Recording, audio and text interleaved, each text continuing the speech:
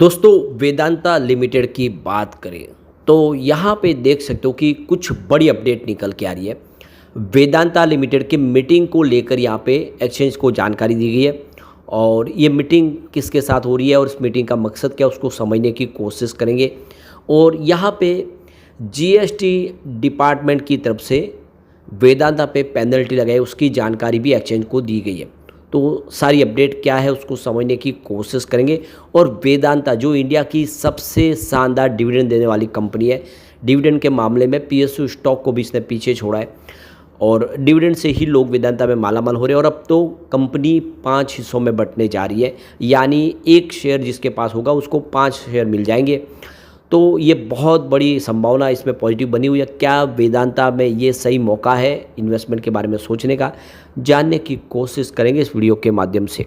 वैसे स्टॉक के अंदर आज हल्की सी गिरावट हुई और इस गिरावट के पीछे वजह बाजार में गिरावट। फिलहाल बाजार में एक स्टेबिलिटी नहीं है। आप देखिए एक दिन तेजी बनती है, दूसरे दिन भी गिरावट हो जाती है, सीमित दायरे में बाजार ट्रेड कराए। तो क्या है आगे की रणनीति उसको समझने की कोशिश करेंगे इस वीडियो के माध्यम से। लेकिन फ्रेंड्स उससे पहले अगर आप पहली बार हमारे चैनल पे आए तो चैनल को सब्सक्राइब कर दीजिए, एक बेल आइकॉन दबा दीजिए ताकि जब भी नया वीडियो बने पहला नोटिफिकेशन आपको मिले। वीडियो पसंद आए तो लाइक से जरूर कीजिए। चलो फ्रेंड्स वीडियो स्टार्ट करते हैं। मैं हूँ आपका दोस्त एस बी दवे और हमारे अपने चैनल ऑनलाइन कमाई में आपका बहुत बहुत स्वागत है। तो सबसे पहले निफ्टी मेटल की बात कर ले तो ये देख सकते हो कि आज 9179 के स्तर पे क्लोजिंग देखने को मिली 0.31% की गिरावट के साथ।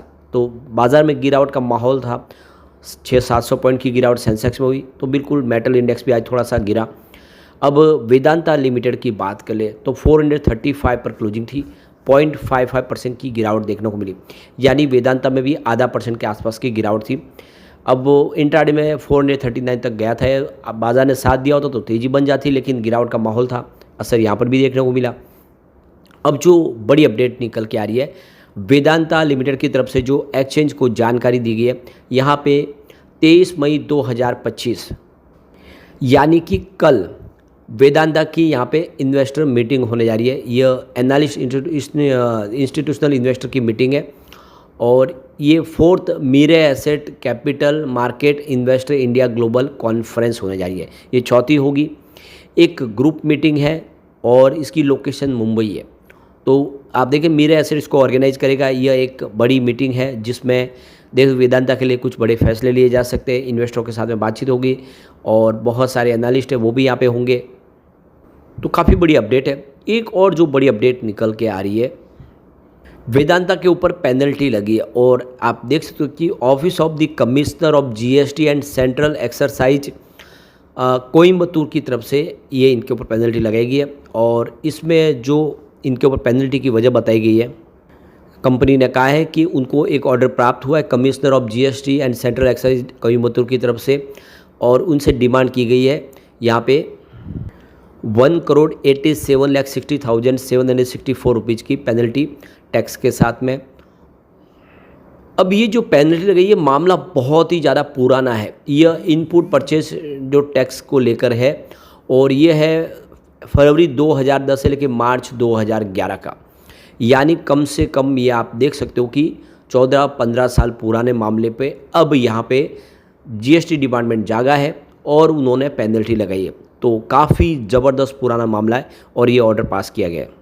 तो ये ऑर्डर जो पास किया गया 20 फरवरी 2025 को और कंपनी को रिसीव हुआ 21 मई 2025 यानी कल 11 बजे सुबह। तो कंपनी की तरफ से कहा गया है कि वो इस पूरे मामले को देख रही है, इसकी जांच कर रही है और आगे हमें क्या एक्शन लेना उसके ऊपर हम आगे बढ़ेंगे, यानी कंपनी इस ऑर्डर के खिलाफ आगे जाएगी। और कंपनी का कहना है कि होपफुल हमारा जो आगे जो हम जाएंगे अपील करने तो फैसला हमारे फेवर में ही आएगा। और इससे अगर आप देखें तो कंपनी की सेहत पे कोई ज़्यादा फर्क नहीं पड़ेगा। बहुत ही बड़ी कंपनी है, ना उनकी ऑपरेशनल एक्टिविटीज़ पे कोई फ़र्क पड़ेगा, ना बिजनेस पे किसी प्रकार का कोई मटेरियल इम्पैक्ट नहीं पड़ने वाला, ये कंपनी की तरफ से कहा गया है। तो ये देख सकते हो कि बड़ी खबर है। अब जो बड़ी अपडेट निकल के आ रही है, टॉप डिविडेंड देने वाले स्टॉक कौन से हैं, उसमें अगर आप देखेंगे तो आपको सबसे ऊपर वेदांता दिखाई देगा। वेदांता 10.87% का डिविडेंड देती है, कंपनी सबसे शानदार। और उसके बाद में आप देखें तो हिंदुस्तान जिंक 3%, वो भी वेदांता की सब्सिडीज कंपनी है। और उसके बाद कोल इंडिया जो 5.25% का यहाँ पे डिविडेंड बांटती है। तो देख सकते हो कि यहाँ पे इस समय बाजार में गिरावट का माहौल है, तो वो डिविडेंड देने वाली कंपनियां जो शानदार डिविडेंड दे के लोगों को मालामाल करते हैं, उसमें लोगों का भरोसा ज़्यादा बनता है। तो ये डिविडेंड ऐसे है जो बैंक के ब्याज से भी ज़्यादा है, काफ़ी ज़बरदस्त डिविडेंड है। तो ज़्यादा डिविडेंड देने वाली कंपनियों की लिस्ट में अगर देखें तो आपको ज़्यादातर पीएसयू स्टॉक ही दिखाई देंगे। सरकारी कंपनी आपको अच्छा डिविडेंड देती है, साल दर साल बेहतरीन डिविडेंड देने वाली कंपनियां पीएसयू है। मौजूदा समय में यानी 2025 में टॉप कंपनियों में आपको वेदांता लिमिटेड सबसे ऊपर नाम दिखाई देगा, 10% के ऊपर का डिविडेंड देती है। उसके बाद हिंदुस्तान जिंक और कोल इंडिया शामिल है, एक सरकारी कंपनी है और 2 वेदांता की ही कंपनी है। और इसके बाद में गुजरात पीपावाव पोर्ट आएगी, 3.1% का डिविडेंड बांटा है। एचसीएल टेक्नोलॉजी ने 3.2% का डिविडेंड दिया और आईटीसी ने 3.2% का निवेशकों को डिविडेंड दिया है। तो आईटीसी भी काफ़ी अच्छा डिविडेंड देती है। कुछ छोटी कंपनियां भी जो अच्छा डिविडेंड देती है, जिसमें फोर्टिज मालार हॉस्पिटल है 91.29%, तपरिया टूल्स 19.96% का डिविडेंड। उसके बाद मल्टीबेस इंडिया 25% का डिविडेंड। ये स्मॉल कंपनियां उच्च यील्ड देती है, लेकिन जोखिम भी अधिक होता है, इनमें रिस्क भी ज़्यादा है। मिड कैप कैटेगरी में देखें तो आईजीएल का डिविडेंड 5% यील्ड के आसपास है। ये शेयर फिलहाल 52 वीक के हाई से 23% नीचे। वही नालको का डिविडेंड यील्ड 5% है, शेयर अपने 52 वीक हाई से 26% नीचे। एनएमडीसी का डिविडेंड भी 5 यील्ड है और ये शेयर 52 वीक से 46% नीचे, यानी ये सारे स्टॉक काफ़ी नीचे है। अब कंपनियों के साथ में लिस्ट में अगर आप देखें तो कोल इंडिया लिमिटेड जो है कंपनी, यह सरकारी कंपनी है, 7 रुपये का डिविडेंड देती है, यानी 8% का इसने डिविडेंड दिया है। वेदांता लिमिटेड जो मेटल का काम करने वाले अलग कंपनी, अलग अलग इसकी खजाने हैं, 10 रुपये का डिविडेंड दिया, यानी 13% का डिविडेंड। और पावर ग्रिड कॉर्पोरेशन, ये भी सरकारी कंपनी है, एनर्जी सेक्टर में सक्रिय है, 6 रुपये का इसने डिविडेंड दिया, यानी 7% का डिविडेंड। उसके बाद में इंडियन ऑयल कॉर्पोरेशन, आईओसी, तेल गैस का काम करने वाली कंपनी है सरकारी, 7 रुपये का डिविडेंड दिया, यानी 10% का डिविडेंड है। और उसके बाद हिंदुस्तान जिंक, यह देख सकते हो कि वेदांता की सब्सिडीज कंपनी है, मेटल में काम करने वाली, 5 रुपये का डिविडेंड दिया, यानी 6% का डिविडेंड इसने बांटा है। एनटीपीसी लिमिटेड, ये भी एक पीएसयू स्टॉक है, सरकारी पावर सेक्टर की कंपनी है, 5 रुपीज़ का डिविडेंड, यानी 6% का डिविडेंड इसने बांटा है।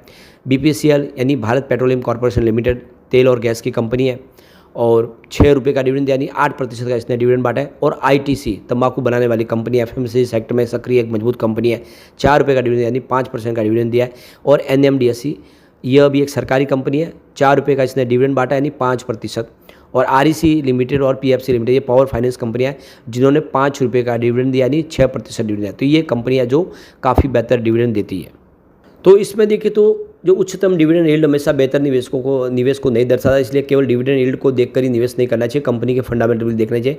जैसे कि वेदांता हाई डिविडेंड यील्ड 10 से 13% तक देने के लिए जानी जाती है, लेकिन इसके डिविडेंड भुगतान में अस्थिरता भी देखी गई है। तो कोल इंडिया बेहतरीन 7 से 8% का डिविडेंड देती है। तो ये देख सकते हो कि इस लिस्ट में सबसे ऊपर तो वेदांता ही है।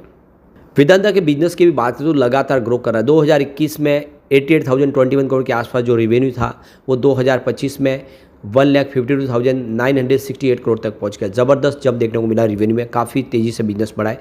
बात प्रॉफिट की करें, 2021 में 15,033 करोड़ के आसपास प्रॉफिट था और 2025 में ये 20,534 करोड़ तक पहुंच गया। गौर करने वाली बात है कि 2024 में प्रॉफिट गिर के 7,537 करोड़ तक आ गया था, लेकिन उसके बाद में प्रॉफिट में अच्छी खासी फिर से जंप देखने को मिली है। बात करें इसके ईपीएस की, तो 2021 में 31.32 रुपीज़ पर शेयर था, जो 2025 में 38.97 रुपीज़ पर शेयर हो गया है, काफ़ी शानदार बढ़ा है। 2024 में मात्र 11.42 रुपीज़ के आसपास था, उस हिसाब से वेदांता ने कमाल किया है। और अब वेदांता की बात करें तो वेदांता यहाँ पे पी रेशियो में भी काफ़ी सस्ता है। हिंदुस्तान जिंक का पी रेशियो 18.19 का है, जबकि वेदांता का 9.49 है। हिंदाल्को की बात करें तो 22.85 का पी रेशियो है। हिंदुस्तान कॉपर का 54.43 का पी रेशियो है। ग्रेविटा इंडिया की 77.83 का पी रेशियो है। राम रतन वायर का 50.83 का पी रेशियो, तो शिवालिक बीमा टेल का 35.92% का पी रेशियो। तो इस लिस्ट में सबसे जो कम पी रेशियो किसी का देखेंगे तो आपको वेदांता ही दिखाई देगा, यानी वेदांता वाकई में दमदार है। और अब यहाँ पे कंपनी डीमर्ज होने जा रही है, आप देखिए 5 हिस्सों में बढ़ जाएगी। तो एक बहुत बड़ी इस समय अपॉर्चुनिटी है डिविडेंड प्राप्त करने का और साथ में मर्जर का फ़ायदा लेने का। और कंपनी बहुत ही बेहतरीन बिजनेस करी, इस बार रिजल्ट भी काफ़ी अच्छा दिया है। ऐसे में हम कह सकते हैं कि वेदांता एक ऐसा स्टॉक है जो आने वाले समय निवेशकों के लिए बेहतर रास्ते तलाश सकता है। लेकिन फ्रेंड्स, कोई भी इन्वेस्टमेंट करने से पहले अपने फाइनेंशियल एडवाइजर से एडवाइस ले ले या अपना खुद का रिसर्च करें, क्योंकि मैंने वीडियो आपके एजुकेशनल पर्पज़ के लिए ही बनाया। वीडियो पसंद आए तो लाइक से जरूर कीजिए और चैनल को सब्सक्राइब कर दीजिए। Thank you friends.